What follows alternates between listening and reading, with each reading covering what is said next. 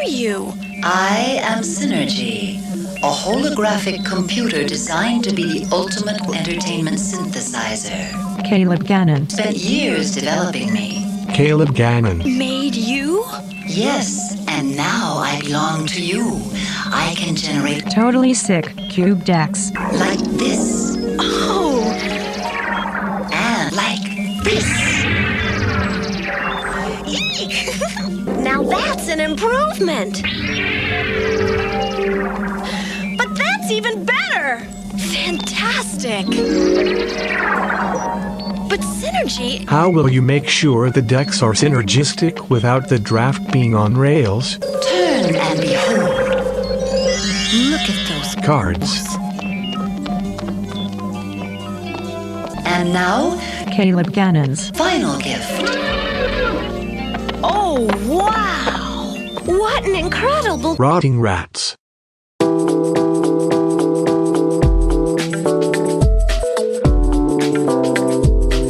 Yes, I am. And I got the new microphone. It's really nice, so I'm excited about that. Hello and welcome to Lucky Paper Radio. I am your host, Andy, and I'm here, as always, with my co-host, Anthony. Went to art school, but ended up programming computers to make art for him instead, Maddox. Hi, Anthony. Hey, I think that's a pretty normal thing to do. You go to art school, you're like, damn, making all this art is so hard. What if I just make computers do it for me? I think it's probably getting more normal. I feel like it's probably Yeah. more students that are using... What was the... I can't remember the name of the software that you used during school 14 years ago to make... Processing. I think Processing, you're that's thinking what of, it yeah. was, yes. You were a big processing boy back then. You used to make some beautiful stuff. Thanks. You should do it again. Yeah, it's really hard to be motivated and care about stuff. It's hard, art is hard because you have to have a reason to make it, right? And I feel like the generative stuff especially, it's like, I mean, you can kind of, what's your muse, What's Yeah. sparking inspiration for you? I don't bring that up just to talk about your history as an artist, Anthony, but because we have a special guest on this episode of Lucky Paper Radio. He's a PhD in optical sciences, also a generative artist, Anthony, and a juggernaut of the Cube Draft YouTube community. His powered Synergy Cube is coming to Magic Online from May 4th to May 11th. It's Caleb Gannon. Welcome, Caleb. Hey, what's going on? Thanks for having me. We are so excited to have you on the show. We, frankly, a little behind the scenes. I try, whenever I get word ahead of time that someone's cube is going to be on Magic Online, I try so hard to get them on the show because I feel like it's the perfect sweet spot for our audience because we have a lot of people that just listen to the podcast because they like talking about Magic and want to hear us talk about game design principles, and they just like the way we talk about the game. We also have a lot of cube designers that listen to the show, and so getting an opportunity to talk about a cube that everyone listening could go play is like a thing we never get to do, right? Like, there's only so many cubes on Magic Online, and the fact that we get to talk about an environment and people can then apply that stuff is really exciting. So I pester all the people that I find out they're getting a cube on Magic Online, but I'm particularly excited to talk to you because I feel like your whole sort of oeuvre is very in line with our values here at Lucky Paper. So I think it's going to be a great conversation. Yeah, it definitely seems like that. And I definitely agree with your objective of working with cubes that are going to be able to play it online. Because one of the biggest problems with Cube is like finding people to play the cube or getting to be able to play it online. Because right now it's hard to do that aside from Magic Online on a large scale. So yeah, it's really you cool to have my basically- cube on there. Yeah, you basically can't. I know some people that like have their entire cube on Magic Online and they will do a draft on some third-party service, then send all the cards out to all the drafters so they can build their decks and like manage all that. It just seems like a huge burden. So really, it's hard to do it in any way that's like officially sanctioned. So yeah, I mean, we talk about cubes so often, and I feel like people kind of have to take our word for how they play because people are not playing our cubes than our audience. But here's a great opportunity to talk about your cube and then have people actually play it and put that to use. And maybe we'll get some feedback from listeners about stuff that worked well for them or didn't work well for them based on what we said. So I'm excited about it. It's going to be a lot of fun. Yeah, likewise. So we start every episode, well, most episodes, with a pack one, pick one, usually from a listener-submitted cube. But obviously this week we will do it from Caleb, your cube. So we have a pack one, pick one generated here that we're going to dive into. Do you want to give people any introduction to the cube before we do the pack one, pick one, or you want to dive right in? What makes sense to you? I guess I can introduce the cube briefly before we do the pack one, pick one. Because it's Yeah, go for it. the packs are overwhelming to see when you first look at it. So the name kind of explains it. It's a powered Synergy cube. It is like a vintage level cube. We have all the mocks in, Time Walk, Ancestral, and all that stuff. But I've removed a lot of the like degenerate single card win conditions. I think the best example is like Oko, where like it's one card that when it's in play, the game is exclusively about that card. Another one I really disliked was like Hex Drinker. It's just like a a tiny progenitus or whatever. Because the normal thing with standard vintage cubes was like, you get to like 4 mana and then you just play something big and win the game from there. What I'm trying to do with my cube is make it so that you need to plan out how you're going to win the game instead of like, oh, I accidentally played Questing Beast off Black Lotus on turn 1 and I win the game. In this case, it'd be like, oops, what an accident. yeah. But you know what I mean? Like you just have a big creature in your deck and you just play it quickly and that's like your game plan. This, I'm trying to do something a bit more like carefully crafted of like, if you get Black Lotus in this cube, it's good, but there's no like insane turn 1 play that's just one card. You need to have like Yawgmoth's Will, go into Storm. So the objective is just to require a little bit more like thoughtfulness and care, and it makes the games feel a lot more exciting, I guess, because it's like, I planned this and then it worked how I planned and it was so cool. We are obviously going to talk about this a lot more, but before we do that, let's get through this pack one, pick one. So I'm going to read the pack, and then if it makes sense to you, Caleb, Anthony and I will go first, and then we'll kind of defer to you for what probably the correct pick is. You've drafted this cube a lot more than we have, so I think you probably have a better insight in here. We'll do our best before you spoil the answer, though. So anyway, the pack is as follows. Stomping Ground, Priest of Forgotten Gods, the Meat Hook Massacre, Solitude, Tundra, Anger, Mox Sapphire, Chartercourse, Zabaz the Glimmer Wasp, Stomping Ground, again, Hymn to Turok, Heritage Druid, Tundra again, Esper Sentinel, and Misty Rainforest. There's a little bit of an outlier in this pack, I would say, Anthony. I would say so. So we don't talk about a lot of powered cubes, but here we are. We have a Mox Sapphire. That's going to be the pick pretty comfortably, I think, right? I mean, I have to assume. I can't imagine a cube where I mean, obviously, we should say Mox Sapphire. I mean, it is synergistic. It's an artifact. It does things in decks that care about having cheap artifacts. We see cards like that supported in powered cubes very often. So it's not a completely synergy-free card, but you'll play it even absent any synergy, obviously. It's just a much better island. So I think Mox Sapphire is definitely the pick here. What's your second pick, Anthony? Let's go one step beyond that, just because Mox Sapphire might be a little obvious. Yeah, I'm very curious about what Caleb has to say about this, because I know in this environment there are a lot of really key synergistic pieces that you sometimes do pass power over something that, you know, really makes your deck work. My guess is that pack one, pick one is still not the spot to do that, but we'll find out in a minute. The next couple things I'm looking at are Misty Rainforest, Solitude, and the Meat Hook Massacre. I think those are all pretty similar in terms of where I want to take them. Because there is a lot of fixing, I think I'm going a little lower on the fetch land, and I think I'm actually going to take Solitude first. There are a lot of combos in this environment, so having some interaction, especially free interaction, could be really critical.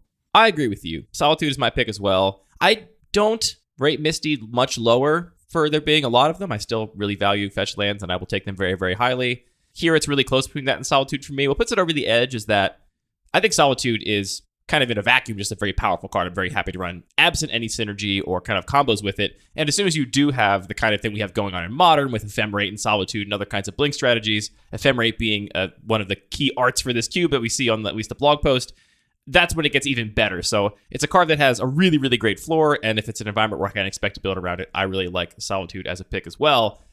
But Caleb, we got to know, what are you taking out of this pack? Yeah, well, you guys did pretty great so far. So oh, wow. Definitely.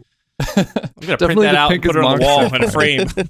Yeah, so definitely the pick is Mox Sapphire first. Pack one, pick one, taking power. It's kind of no-brainers in that case. One thing I want to mention, you guys both pointed out Misty Rainforest is the key card.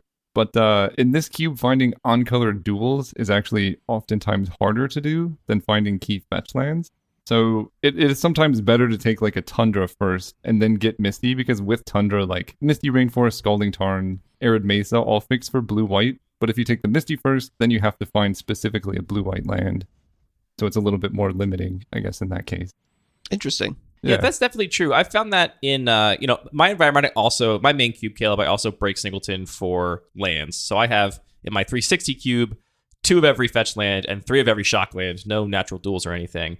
And I definitely found in that environment that pack one, pick one, I will still be looking at fetch lands just because they can go in so many decks. Like the Tundra, I need to be playing blue and white to some degree. For the most part, for that to work, I could do the totally off-color fetch thing where, I put it in my white-red deck and I'm using a blue fetch to fix for the white part of it. But for the most part, if I'm taking Tundra, probably playing some combination of blue-white. But then I've had lots of pack discussions and draft discussions with other players where, pack 2, if I as soon as I know what color I am, whether that's later pack 1 or pack 2, I'm always taking my first on-color duel above any fetch land, right? That's so important to get turn all the fetch lands on that it immediately, as soon as you know what colors you are, for me at least, becomes a much higher priority than any fetch land. So I think it's a very valid point here. What is the overall breakdown of lands you're running? I know you're breaking singleton on your lands. Yeah, so I'm running 3 of each fetch. I think I'm running 2 of Prismatic Vista, the one like fetches for any basic. And then it's 2 shocks, 2 duels. And I haven't completely settled on that. I might move to all duels or like 3 duels, 1 shock. But at least at the moment, and probably on Magic Online, it's going to be 3 fetches and then 4 dual lands. And then I'm running 1 of each of the 10 triomes as well. I feel like we could have a 25-minute conversation about just the distribution of natural duels and shock lands in a cube like this. That's something I think about for my cube all the time. Maybe we'll come back to that, though. It's a little bit of a tangent from the actual subject at hand. Yeah, it's a super deep dive. So you're also on Sapphire. Is your second pick also Solitude, or is there something else out of this pack that really speaks to you? So Solitude, I think, is probably like the most general good card here. So I think it's a great first pick. I think a lot of it comes down to like personal preference. The other thing that I look for a lot is like what the pack is signaling in general. Because you could also take like Heritage Druid. It's just a really strong enabler for the Elves deck. Like this card enables you to just go like turn 1 Heritage Druid, turn 2 Elves, have like 3 mana and just kind of go off from there. And you're not passing any other like elf cards really. So if you want to try and like cut off elves, you could take Heritage Druid there. But I think Solitude is a great overall pick, especially for like people new to the cube who don't know like the intricacies of the elves combo. I would do that. And then Anger for me personally is just a pet card. I love that card. So I could see doing that. Okay, what's your too, favorite art of Anger though? Is it the new art or the old art?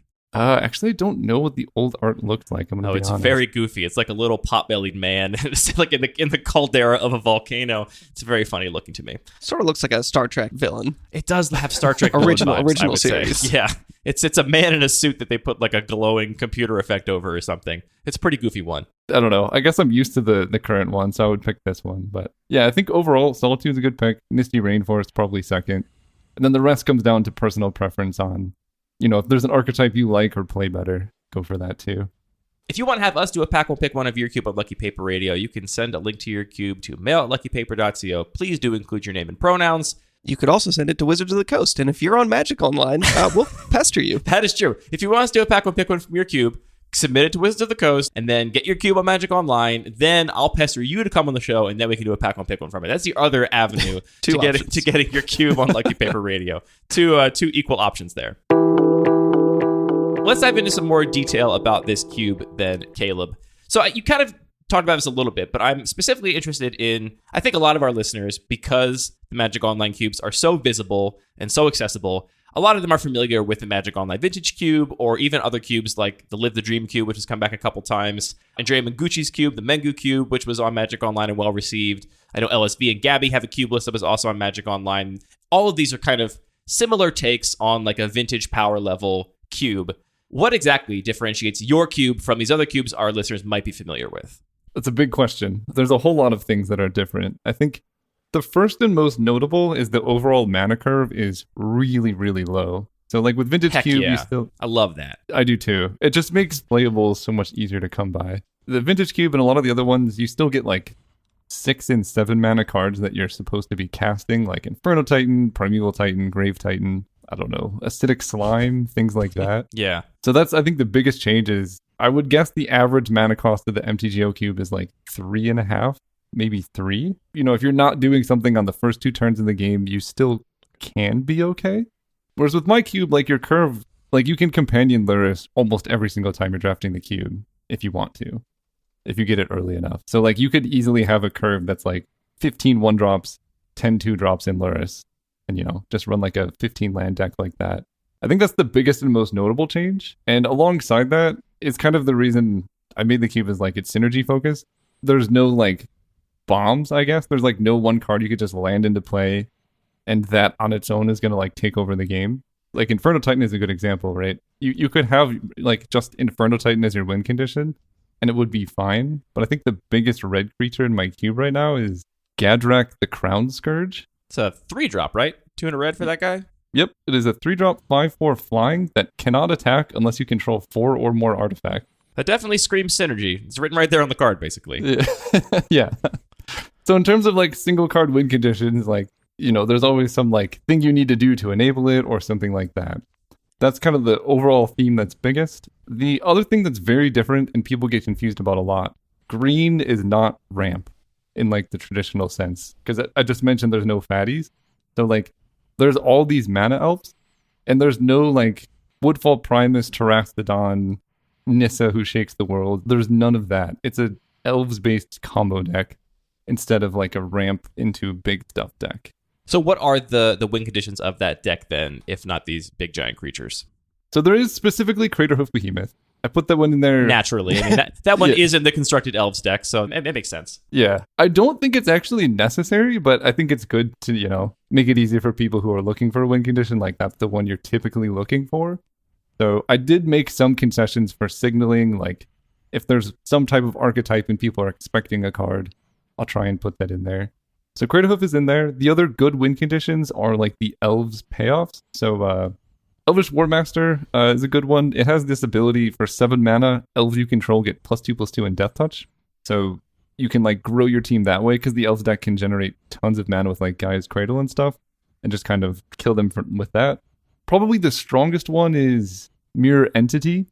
It's a 2 and a white changeling that for X turns all of your creatures into XXs. So it is an elf itself, but it could just turn your team into like 10/10 elves very quickly and attack and kill them. So that's a good one. Talk about Allosaur cards that look Shepherd. like Star Trek villains. Mirror Entity. Big Star Trek energy on that guy. Yeah. That one, the art on that is amazing. I'm with you there. I don't. Andy's making a face about it. And Anthony and I, we don't see eye to eye on our changeling art preferences, but I'm glad you two enjoy it. There's something there for everybody. So I really enjoy this approach, especially to green. I feel like when we started playing cubes, and Andy was the first one to design a cube, sort of like inspired in a lot of ways by the Magic Online Vintage Cube. For sure. I mean, it's all I knew of Cube. Really. Right. I didn't know anything else. And I, as a green mage, was excited to draft green, but just the decks weren't a lot of fun to me because it was like, yeah, you have to have things sort of come out in the right order and have your right mix of your enablers and then your big payoff. And then if your opponent had a Doomblade, you're kind of out of luck. Essentially, you're kind of saying a lot of these spells are modal spells. It's like, this is a cheap creature you can play early, but then it is also your big late game win condition, and your primary game plan is cast a whole bunch of spells and draw a bunch of cards. That just sounds like such a more exciting and fun gameplay to me. You're really not kidding also about the average mana cost. Looking at the Magic Online Vintage Cube, the mean is 3.2. So about what you guess. About what you guess. Wow, that's pretty good. And yours is all the way down at 2. And if you actually go on Cube Cobra and just use the sort by mana cost, not only is it like, wow, there's a huge slant all the way to the left side of the screen, but also you go to the right side and it's like, okay, well, you're not actually casting a Greater Gargadon or a Dig Through Time for a full cost. So the ones that are even bringing your average up are, not Right. cards that are actually going to be a cast for those mana costs. So yeah, I think on both those points, Andy and I are very much with you. And like those are, we love cheap cards. not objectively good or bad, but they lead to the kind of gameplay that we enjoy more. Well, this is the thing that I feel like, if you watch people play the Magic Online Vintage Cube, you'll hear people say, you got to prioritize the cheap cards. You're going to have as many expensive cards as you want. You got to prioritize the cheap ones. And of Right. course, us as cube designers, it's like, well, what if they weren't so much more valuable than everything else because there was an overabundance of expensive cards? What if you just adjust the cube itself so that these things were more or less equally valuable? Yeah, no, it's so much easier than, because like a Magic Online, I see decks where it's like you have like 5 6-drops and you can't play all of those. But if you have like 5 1-drops, it's totally fine. So it just leads And then you get to more... choose the ones you do play. Exactly. And it makes the big ones you do see like super exciting. In my cube, one of the best finishers in the entire cube, like the strongest card, is Titania, Protector of Argoth. She's the one wherever a land is put in your graveyard, you get a 5/3 elemental creature token. Yeah, pretty And, good like, with triple fetches, I would say. Pretty good with triple fetches, pretty good with Zurin Orb, pretty good with Greater Gargadon, we mentioned earlier. Mm-hmm. So it's like, when you do see these big creatures, it's not like, oh man, another chunky thing. It's like, wow, that is an awesome curve topper or whatever from my deck, so I can use her to win. So it just makes it feel more exciting because it's like this rare, large creature that does something cool. Yeah, the other thing about the Rogues Gallery of green beefy boys we mentioned earlier, your Woodfall Primuses and Terastodons and stuff, is that they're kind of interchangeable. Like, you'll just take whichever one you get at the right point in the draft, and it doesn't really pull you in one direction or the other. It's like, all right, I got my big creature that I cast and hope survives and kills my opponent.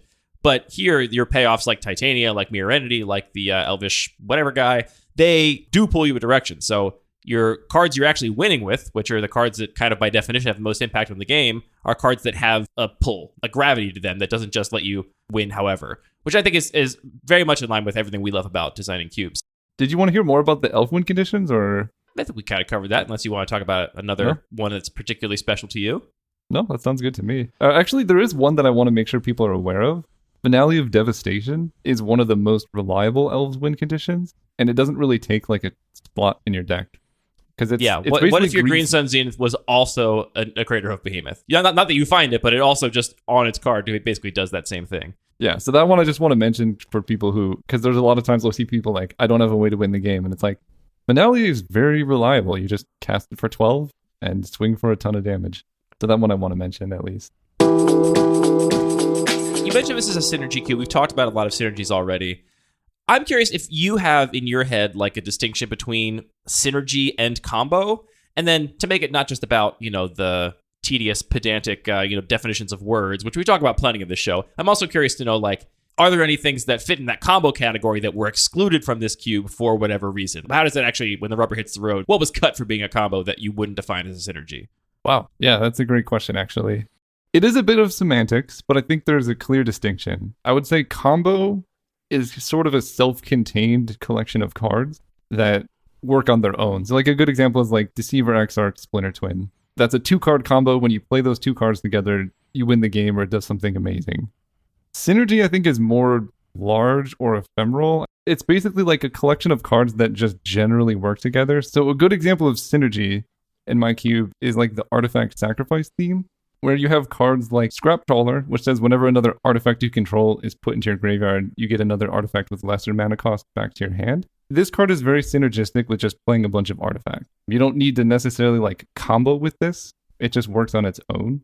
But then you can have other things like Mere Retriever, which is a 2-mana card. Whenever it dies, you get back an artifact from your graveyard to your hand. And so like the synergy of this deck is like you just kind of play artifacts and you can recur them back and forth as much as you want. But the combo would come in where like if you sacrifice Scrap Trawler and Mere Retriever at the same time, the specifics are necessary, like you have to be using yes. ability. Now please describe KCI combo in detail and don't get anything wrong or you're going to get a lot of tweets. Yeah, no, well, the specifics of it is you need to do it at mana ability speed so nothing goes onto the stack. So like if you're casting a spell that's colorless, you can sacrifice Mere Retriever and Scrap Trawler at the same time. Then they both die and then you get them both back. But that notwithstanding, what I'm saying is that's a combo, but the synergy is that like Scrap Trawler is just a good card to have in artifact decks with things that want to die.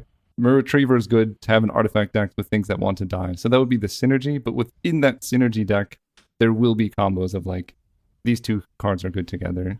What I'm hearing is that for you, the synergy comes into play when the number of cards that interact with this card in a way that is relevant to the tempo and power level of the environment is a bigger pool, right? Like your Splinter Twin at this power level kind of just interacts with Deceiver Exarch or similar, or a card that's like fungible with Deceiver Exarch in the combo. It's not like you're going to play Splinter Twin for value outside of that environment. Whereas here, all the cards you've mentioned, and I got to also bring up Oswald Fiddlebender, my personal artifact sacrifice pet card. I love all that these, dude. He's so sick. All these cards, though, they, there's a lot of cards that they get 40% better with. Instead of just one card, it gets 1,000,000% better with. And that kind of change in relationships to the cards is what makes it synergy versus combo for you. Yeah, I think that's a pretty good distinction. It's cards you're just running because they're good in your deck, rather than like, I'm hoping to draw these 2 at the exact time, and then they don't do anything else with other cards. I really like this, thinking about it in this way, where I think often people want to say, define synergy and combo as very mutually exclusive and totally separate terms. And I like this idea that they can sort of just overlap and one be nested in the other, and you can have a synergistic set of cards. Like there are a ton of combo pieces in this cube that all sort of fit together in a lot of different ways. And that sort of cloud of all these different combos fits together into a synergistic strategy that contains a lot of individual combos. Yeah, that's exactly what I'm trying to do. I don't want people to be winning the game like the same way every single time, right? I don't want you to run like all the tutors, Deceiver Exarch, Splinter Twin, and then call yourself like a combo deck when you're really just winning with 2 cards every time. I want the decks to feel like this like big machine that you've built that kind of like every little piece of it kind of fits together to make this awesome masterpiece that works together. Whereas like, I draw this one card, I guess going back to the artifacts deck, like I draw my scrap crawler, and then I can start getting value off of my Oni Cult Anvil. And then, you slowly put pieces together and everything works together instead of like you draw for, I think one that I cut, he's the 3-mana zombie that when he enters, you like venture into the dungeon. I know you're talking about the one that just keeps doing it, right? Like it can come back to your hand or something. I forget. It's the one it that wins with Allurin. Asarak the Arclich. Yeah. So this is an example of a card that I cut for being combo oriented instead of synergy. Asarak basically says, when he enters, venture into the dungeon, and if you haven't completed the dungeon, return him to your hand. And so, like, when I first put the card Allurin in my cube, everyone was like, well, you have to put Asarak in your cube because he wins the game with Allurin. But I didn't want Allurin to be like, well, you take Allurin, you play Asarak, and then every single time someone plays Allurin, you just die to this one zombie. I want it to be like, there's so many 3-mana creatures out there, and it's way more fun when you're not honed in on this one card that's always going to win with this. That's an example, I guess, of a combo that I didn't want to include that probably would have been stronger for the cube, but it wasn't really synergistic because you're not playing this dude in anything else. Well, it would be stronger for the player that drafts those 2 cards, but it doesn't mean stronger for the cube as a whole, right? It's because that's not contributing to your design goals if it's just creating a playstyle that isn't what you're interested in. Yeah, that's definitely true as well. The way we're describing this is definitely my experience of synergy and combo, that the two, it's like a spectrum, not like, binary buckets you can drop things into. I have another cube, Caleb, which is a very silly, very high-powered cube. I call it the Degenerate Micro Cube. And in that cube, I do have a lot of combos, like pure combos. One of my favorites is Bomberman.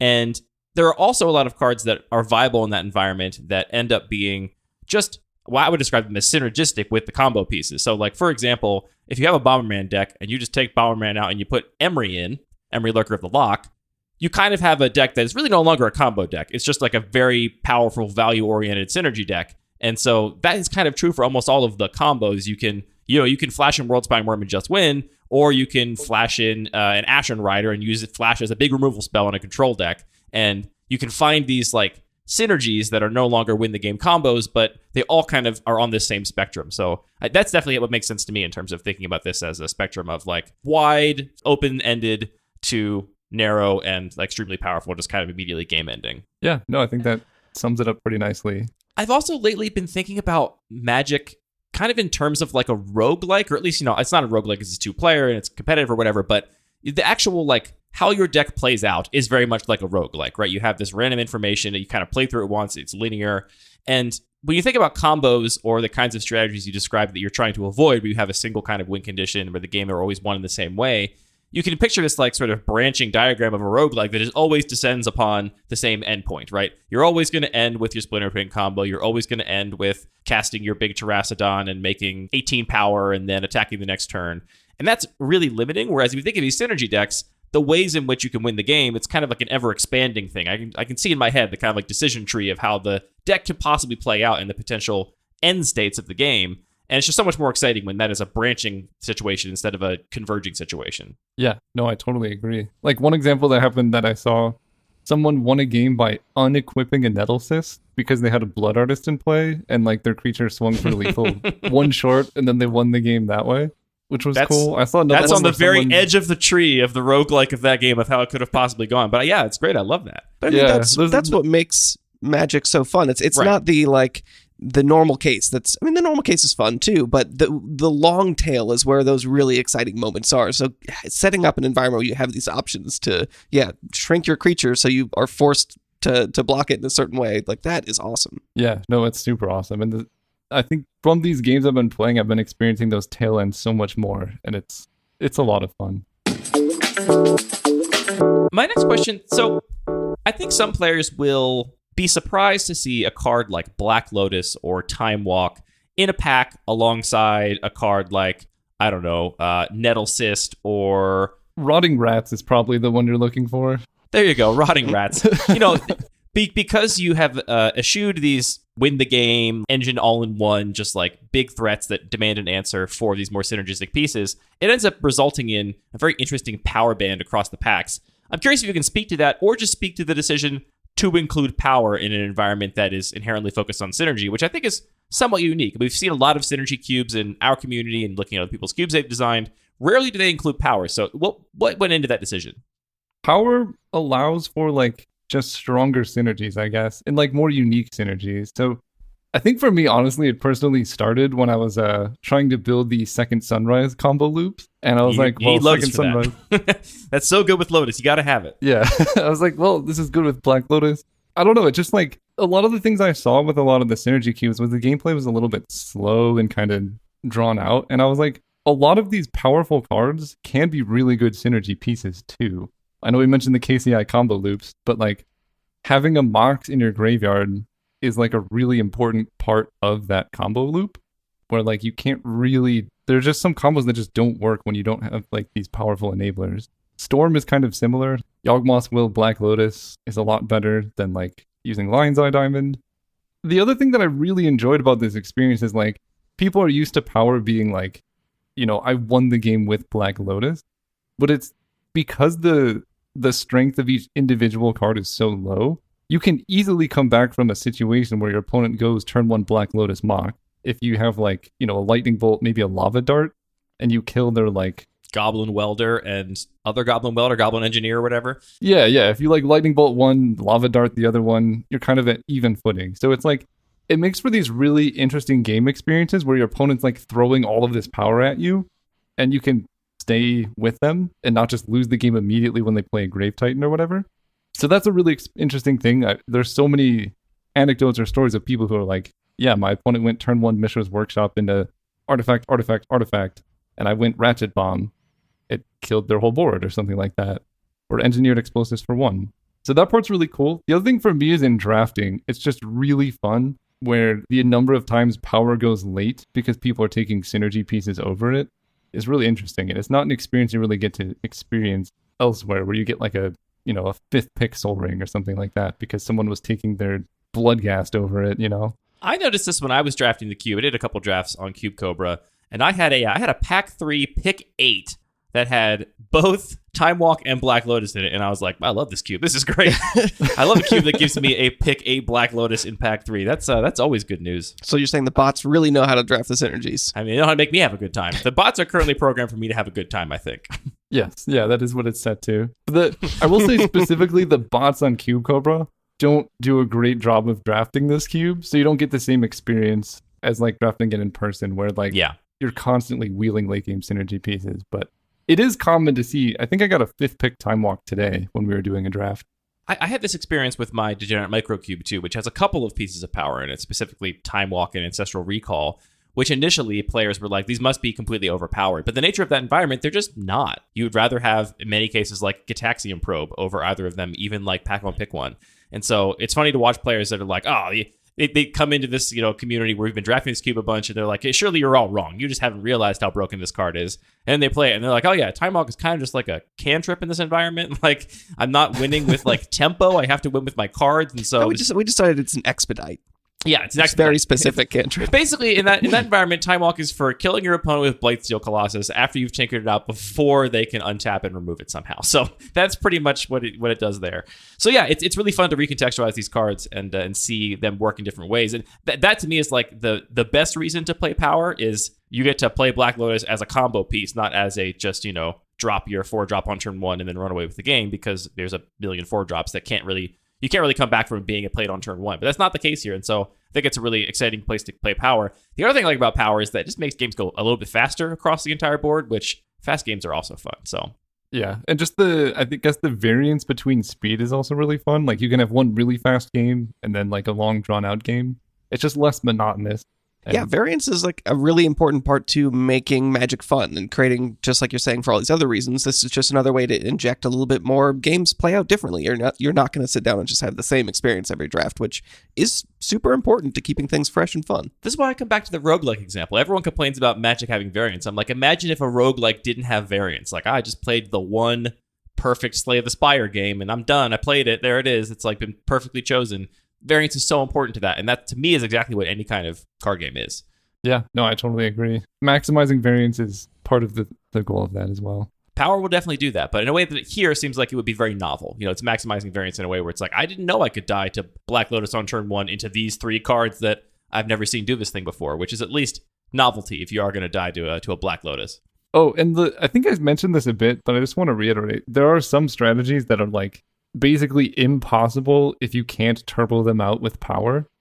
But then once you get power, it's like an entire strategy that's only possible with like Black Lotus. I think I mentioned Second Sunrise, but there's a couple others that are like, it wouldn't be possible if you couldn't do it quickly because it's normally very slow. So it's cool when those like once in a lifetime archetypes come out of the works and you play against them or get to draft them. It's just such like a unique experience. I have one more question about playing the cube. Then I want to get into some questions about designing the cube.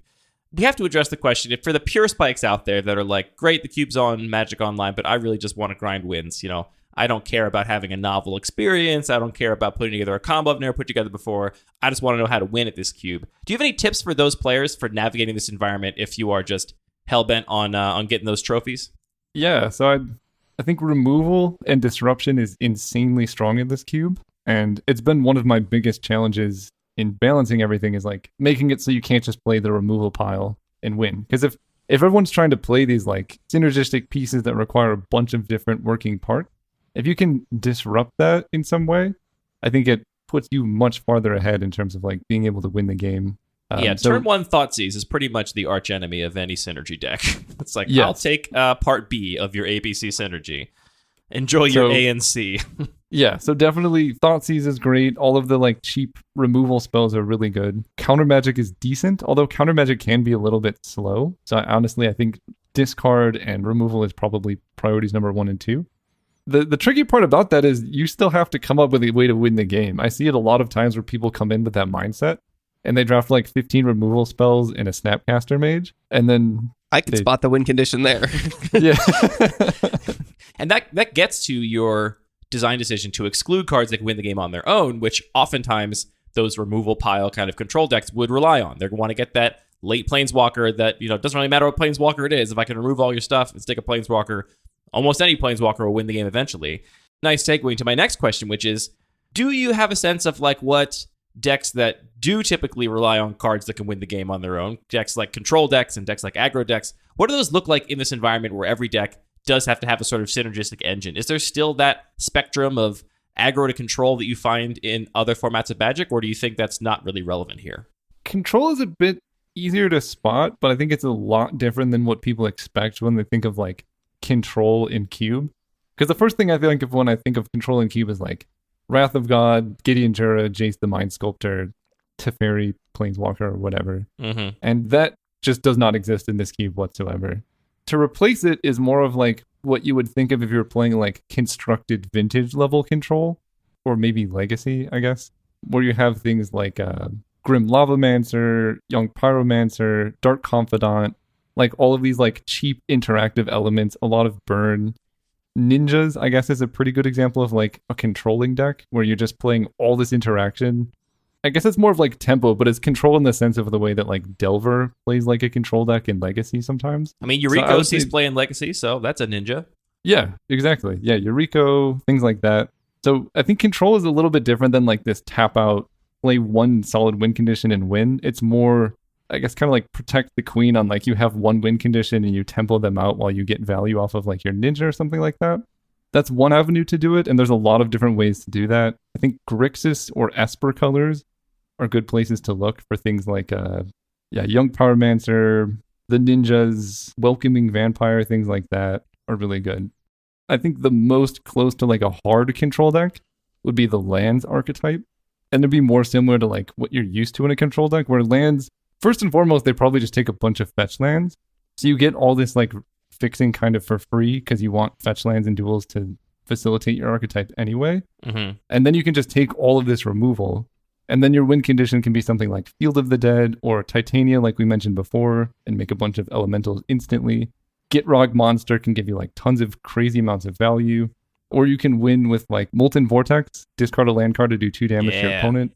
Now that's a win condition I'd love to see in a control deck. That's beautiful. Yeah, so like Field of the Dead, we even have Valakut the Molten Pinnacle for like the super late game. There's ways to combo with it too, like Zuran Orb Second Sunrise is kind of like a build your own scape shift. But you could just play it fairly because the fixing is all duels, so it's pretty easy to hit the mountain requirement. So if you just play a control deck that's like a bunch of removal spells, some land synergies, and Valakut, like you can win with that too. I've had a lot of fun with Field of the Dead in my own cube, and I feel like it plays two roles in my main cube, and that is both the kind of, synergy or combo-oriented Field of the Dead people are familiar with from Standard and Historic, where you're getting it with Primeval Titan, or you're getting it with Golos, and then just kind of turning it into a very powerful engine. But there's also just the control deck that plays very few threats, and one of them is Field of the Dead, and you just, I'm going to keep removing your stuff, and eventually I can get to the late game, and I'm just going to make 2/2s until you're dead. Yeah, I think that's as close to like hard control as this cube can get, is just doing that. And then I think the last one I'll mention is just Lurrus of the Dream Den. Having that as your companion, you could just play like 4 Thoughtseize and 15 Lightning Bolts or whatever. You'll need some other things too, because Lurrus doesn't win the game on its own, but like breaking down your opponent with removal and disruption until they're hellbent, you play Lurrus. That's a pretty good late game condition as well. Then you just kill them with Pyrite Spellbomb. That's exactly what you're supposed to do in this cube, I think. Yeah, it happens, yeah. Yeah, no, I'm not joking. I mean, I like Pyrite Spellbomb a lot. I play that card, and it's a great piece with Lurrus. Just keep doing it over and over again. Yeah, so that's for control. For aggro, I think aggro is quite a bit different than you would expect in a normal cube. Well, the easiest one is artifact aggro. I think that one's pretty straightforward. You just play like Ginger Brute, Signal Pest, the modular cards, Steel Overseer, Etched Champion, and all that stuff. And you just beat face with those. So that's kind of like a no-brainer deck. It's a very good deck as well. But then you get like these weird kind of sub-synergies where like the discard deck can actually play out like an aggressive deck. One's featuring my favorite card, Anger, which is if it's in your graveyard and you have a mountain, creatures you control have haste. So you can like put this in your graveyard and give everything haste. And then you can just start like throwing these massive creatures at your opponent, like Territorial Kavu. He's a red-green, power toughness equal to the number of land types among lands you control. So like if you get a Triome, he's suddenly like a 4/4 or a 5/5 on turn 2. So like you can play him, and then he starts discarding cards. You can play something like Angie's Ravager, which is a 3/3, which is pretty big. You can play the Blazing Root Wall and Basking Root Wallas on turn 1 if you have like Bazaar of Baghdad. And those hit pretty hard. Vengevine's in the cube. So like there's like this madness kind of aggressive deck that exists. Like Anger plus Hogak also lets you hit for a lot of damage really, really quickly. But you're doing so in an avenue that's like, I don't know. I've never drafted that in a limited format before. Yeah, very different kind of angle to that. So it's still, you still definitely have decks that are much faster, making life totals relevant much sooner in the game, but they are still synergistic. They're still combining cards in novel ways to put that pressure on, as opposed to just playing a bunch of 1-drops of power and toughness. Yeah, exactly. And the final example of that is like the zombies deck. There just happens to be a lot of zombies that were in like the discard sacrifice theme, but they work well together to do a lot of damage to your opponent too. So like just playing a bunch of zombies and beating face is probably the closest to like a traditional aggro deck that exists in the cube. But even that has its own like Scourge of Neltoth card I haven't heard of. But you can play it from your graveyard by playing black and sacrificing 2 creatures. And it's a 6/6 flying zombie. That's a pretty cool avenue to go for with a aggressive deck. Yeah, that card is very scary when you get to 2 mana 6/6. That's basically a little Murktide region for the sacrifice deck. Yep, exactly. And that's why I'm running cards like Rotting Rats. So you can play the Rotting Rats, disrupt your opponent, and then sacrifice it to Scourge of Neltoth and start going to town. And then disrupt your opponent's life total with a 6/6 flyer. It's really cool that we're talking about a lot of these like things that are iconically high powered, like the synergies with Black Lotus and stuff like that. I love that we also have these tribal themes that are just like, yeah, they've printed a lot of great zombies, and if you put a bunch of zombies together, they work really well. No, the zombies is kind of one of my pet archetype, but as I've been building it, like it just ended up working that like it does work really well. Headless Rider is a very strong magic card.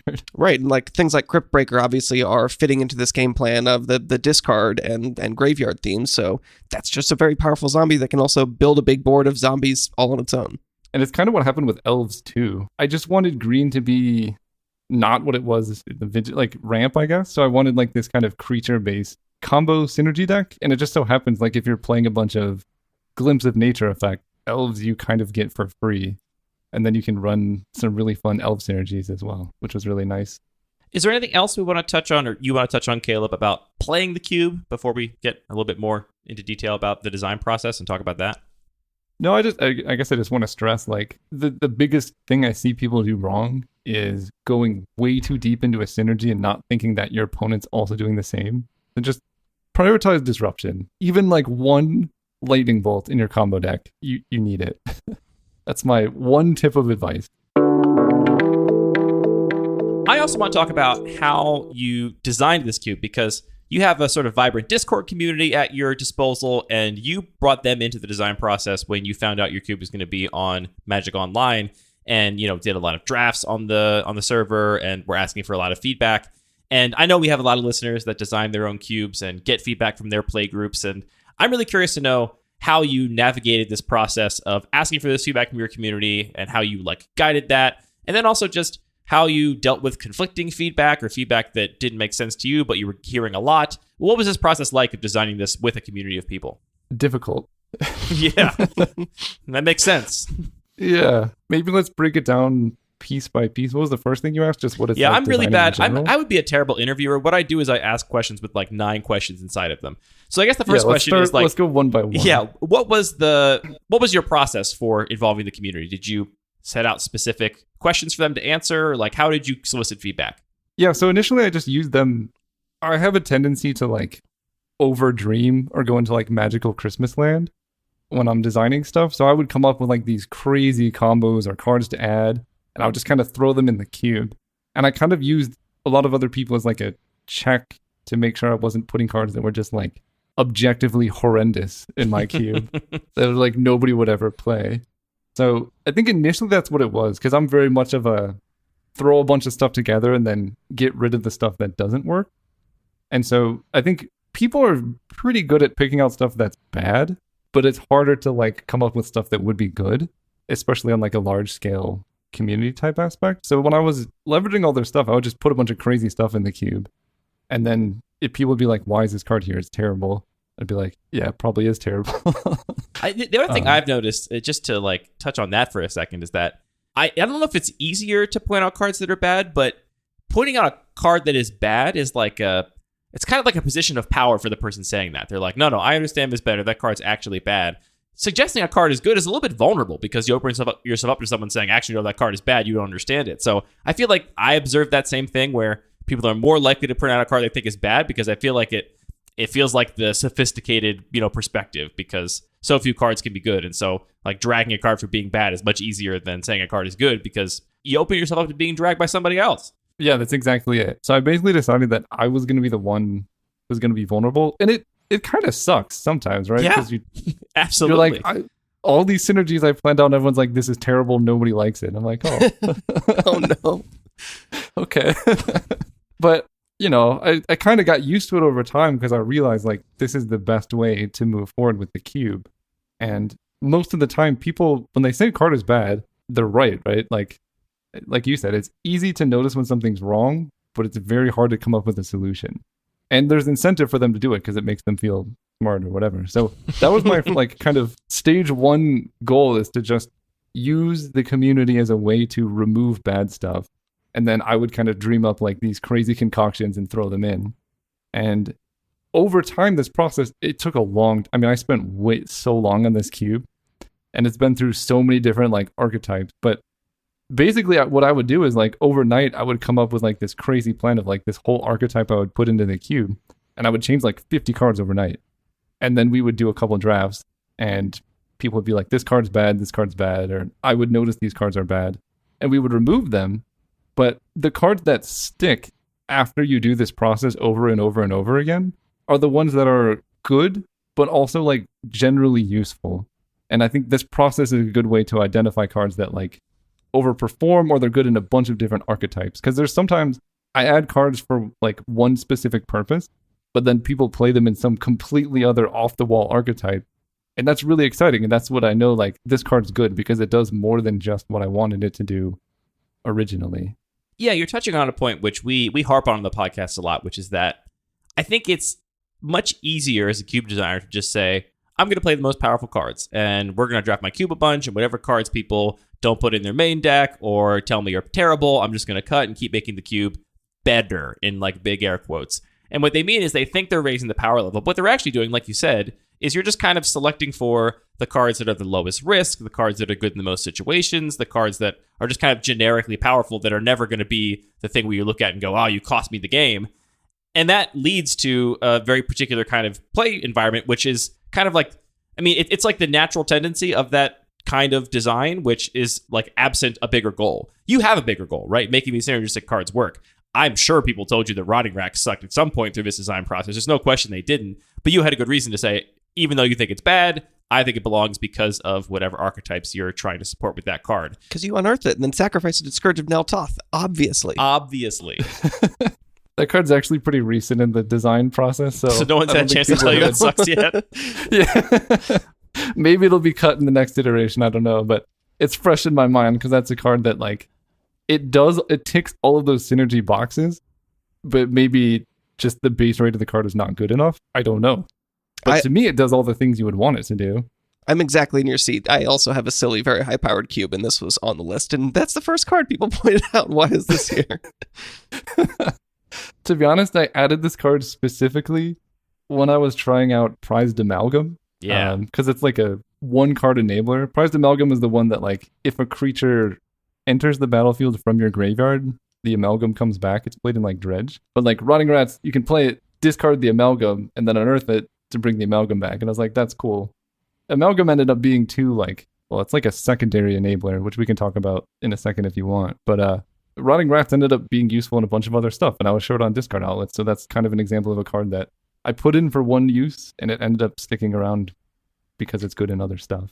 Yeah, I think a really critical thing that you're saying that's important for all of us cube designers is just like the value of actually playtesting stuff and trying things. We all the time tell people, because a lot of people I think feel like creating a cube is, what's the way to structure Their magnum opus. They have to get it right. They want to get it perfect and have a good cube and everything is balanced, and then they'll let people play it.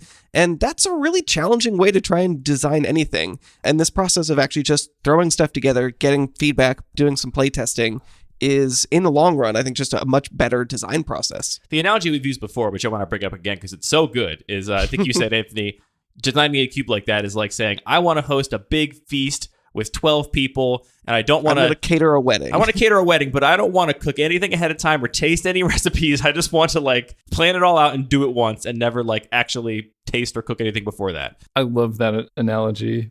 And it's so true. Like, you just have to try bad cards sometimes or cards people tell you are bad, because they probably haven't designed a cube either. And nobody knows your cube environment more than you do. So, and importantly, the context changes everything. That card might be bad everywhere else, but very good here. That is entirely possible. Yeah, no, that's exactly true too. So for anyone out there who's trying to do cube design, the thing that I learned the most, especially in my case, I had like 20 people telling me a card is horrendous, is sometimes they're just wrong. Sometimes it's okay for it to be bad. Maybe they don't understand the context that it's supposed to be used in, or sometimes a card is bad because you don't have enough enablers for it. So, like, right. Sometimes if someone says this card is not useful, it means you should cut it. But it also means you should add more support to help that card, reach its full potential or something like that. Or potentially cut things that counter or prey on that particular card or strategy. Yeah, actually, that's a key point. So when I was designing this cube, I just kept removing the board wipes, because basically the mono removal deck was so strong. You could just your opponent plays all these elves and you cast Wrath of God, or your opponent plays all these artifacts and you kill them all. It just makes committing to a creature-based synergy deck so risky. And so cutting down on the power level of answers to cards is also a really good way to help balance that. So definitely a good point there. The other thing about players saying that a card is bad is that I have noticed Magic players will say a card is bad, and that's just shorthand for what could be so many different things they mean, right? And a lot of those things, like you said, Caleb, could be that you just didn't have the deck for it. And instead of saying, oh, I didn't have the deck for this card, you say this card sucks, it has to go. Or you don't know how to play with it, right? Like, you don't actually know how this card is meant to be used. You've never drafted a deck that works with it. You might have some of the pieces, but it's just not familiar to you. And so it's unfamiliar to you. Oh, you're going to say that card sucks really bad. Or you just happen to have a little bit of variance where, it didn't work in one particular board state. You have a grudge against it now. Now you say the card sucks. People will say a card is bad. You have to swap out the fact that could mean anything on this spectrum of why people are unhappy with a card. It doesn't necessarily mean I've evaluated it in full context and decided that this card is not of appropriate power level for this cube. It's just a shorthand for something else. Yeah, no, exactly. And that's the one thing I got is I had to make sure that I got secondary and third opinions of people saying a card is bad. I usually just put it to a vote for cards I wasn't sure about. But it's if I had a hunch that a card was bad and then 5 other people said the card was bad, it's probably bad. But if I think the card is good and 2 people say it's good and like 3 other people say it's bad, then maybe it's a card that just needs more support or they need to understand how to make it better. So yeah, there's a lot of nuance to what that means. And sometimes you just need to double down on your convictions and make the card work. And something we've said on this show before, at least that I really value, is I really like playing cards that people disagree on. So if there's a card that 20% of the players that drafted say, I don't understand why this is here, this card is trash, it has to go, it's really bad, it's way below the power level. But 20% of the people that play it are like, this card is the reason I played this deck, it's really great. I will like optimize for that disagreement because I think it leads to interesting draft decisions, leads to weird novel game states. So like I've dabbled a little bit in soliciting community feedback on cubes I'm designing. And there's nothing I love more than someone says this card sucks and then someone else that's not me comes in and says that card's great. And what I actually think is, the card's both. Like it does suck and also it's good. Like I like agree with both of you, but they will argue about it for 25 minutes and I'm like, it's not going anywhere because you're arguing about it. This argument is meaning that card is going to stay here for a long time. My peak moment as a cube designer was when we're, doing a little post-draft debrief and one player says, this card is absolutely busted. I am never passing this card. I am always taking it. And someone else says, I will never put that in a deck ever. It's like, achievement unlocked. Achievement unlocked. Do you remember what card it was? I think it was Heirloom Blade. Does that sound right? Oh, who said it? But they never put it in a deck ever. It was Jay, so he's probably right. Oh, dang. Well, one statistic. So I think I'm a bit fortunate that I can get like larger statistics of my, the drafts people are doing in my cube and stuff like that. And one statistic kind of that we were talking about is the pick rate variance between players.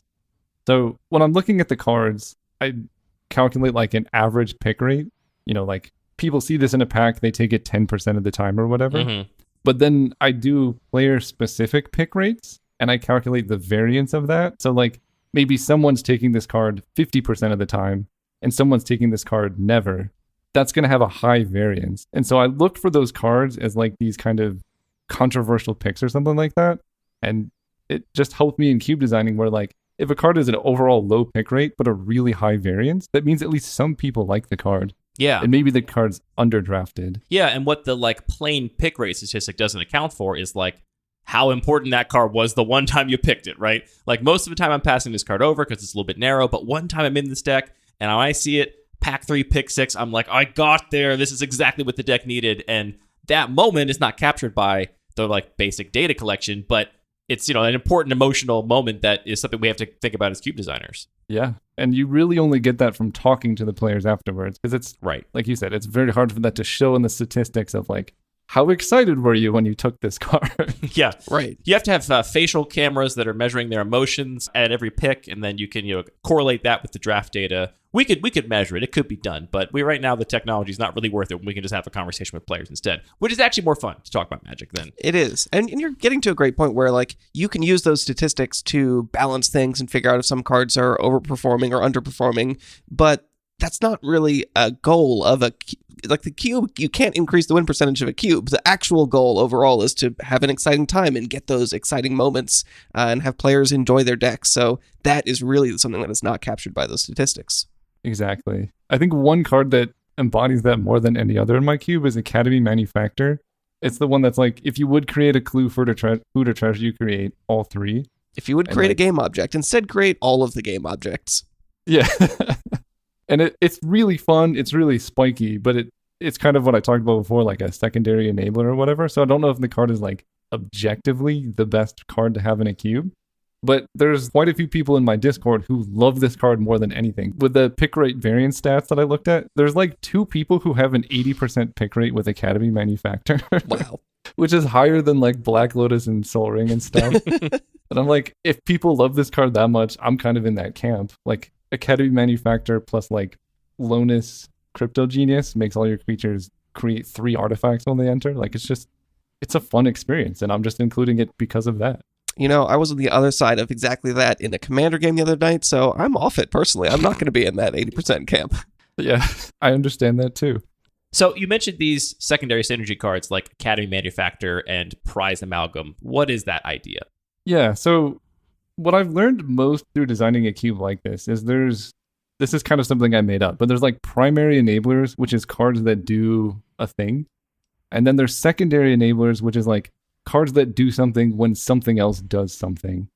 I think the best example, I guess Prized Amalgam is a good example of that. It's a good synergy piece, right? It's good in graveyard decks or whatever. But in order for Prized Amalgam to work, you need two things to go right. You need first to put it into the graveyard, and then you need something else to leave the graveyard. And it turns out in limited singleton formats, it's oftentimes possible to get that first level of synergy, like this card is good if you can discard it or if it dies. But getting that second tier of synergy where you need like two things to go right for this card to do anything at all is really challenging. And I ended up just cutting a lot of the cards that like do nothing unless you're already doing something from my cube. I think another good example is Idol of Oblivion. It's a 2-mana artifact. You can tap it to draw a card if you've created a token this turn.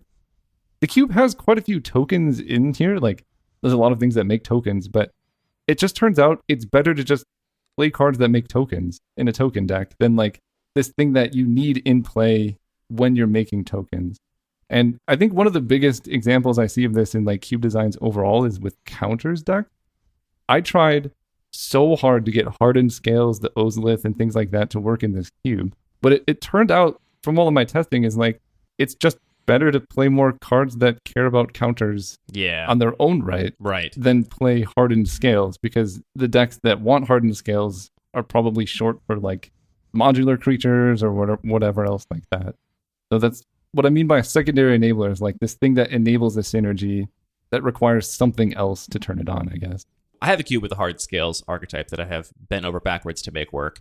And I will say that they're specifically the creatures, the Winding Constrictor and the Selesnya one from Guilds of Ravnica that have essentially the same text are really helpful because they're also bodies. Because, like you said, you have to be so committed to that archetype to ever take hardened scales over just a combat trick that puts a +1/+1 counter on something, or any creature that cares about +1/+1 counters at all, because those cards have a much better floor. If your deck is not fully committed, it still does something. It still might have a synergy or a combo with it. If you're not 100% committed to counters, then Hardened Scales might do literally nothing in a lot of hands in your deck. Yep, that's a good point. And there are some cases of this where it's fine. Like if your whole cube is based on counters and it's in multiple colors, like you can get enough stuff. Yeah. I think a good example of cards that are like fine, maybe, are like Blood Artist, where this, it requires you to be in a sacrifice theme and for things to die, but creatures are so ubiquitous that it's probably okay, like you'll be able to activate it.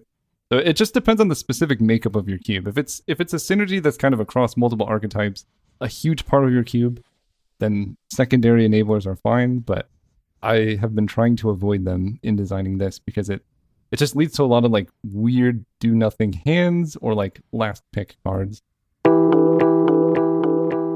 Is there anything else you want to address on this episode, Caleb? I feel like we're about at time. I don't want to keep you all evening and also don't want to have to edit a 2-hour podcast. So is there anything you want to cover, though?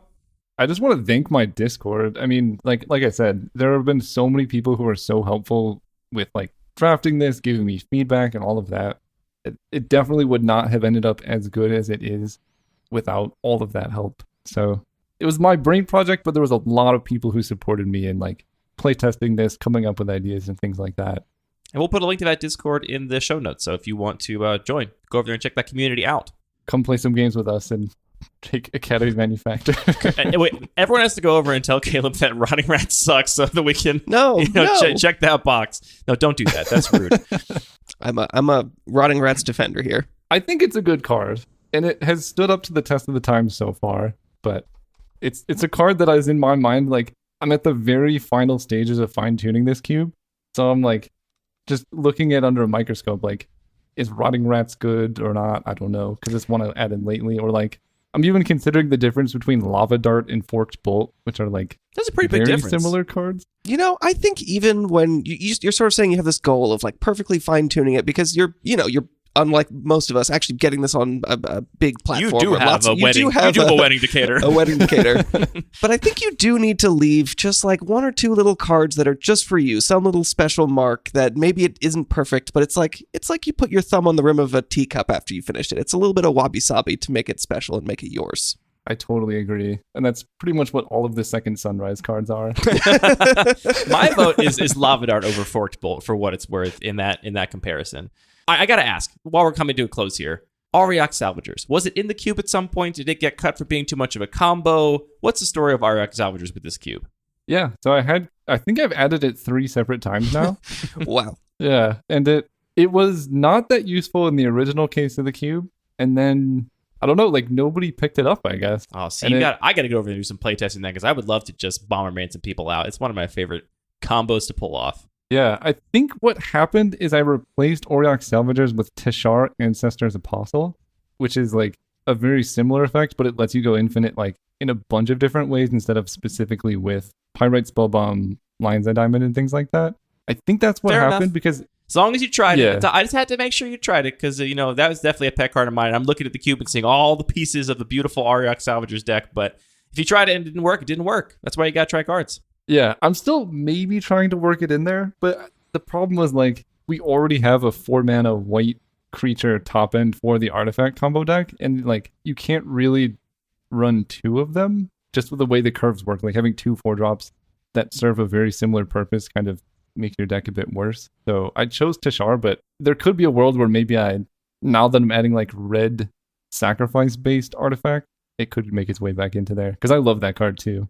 Yeah, and I guess that is one of the cards that would probably have a very low pick rate, but if you were to look at the range of variation in that pick rate, and I was in the draft pool, it would be, you would see some people prioritizing it highly. Sometimes that's the card you get, and you're like, this brings the whole room together. It's beautiful and perfect, and I love it. But oftentimes it's kind of a 4-mana 2/4 with flavor text. Yeah, I think I basically ended up running like a Junk Diver instead, which I know probably hurts your soul, but it's no. a card that does Junk Diver, things in a lot of... I have fond memories of playing Junk Diver as a child. I love the brown card frame. You're not going to hurt my soul with the Junk Diver. I love that. It's too good. All right. That little brass pigeon. Come on. Ooh, so great.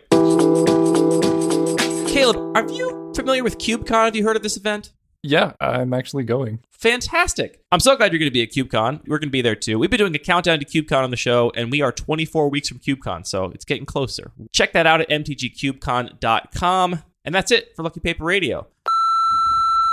Hi, everybody. Andy here on my vacation microphone to tell you that we recorded this episode in advance and did not know when it was going to come out, so we didn't mention it here, but these surveys for Streets of New Capenna and New Capenna Commander are both up. So check the website, luckypaper.co. There's a banner on the top of every single page.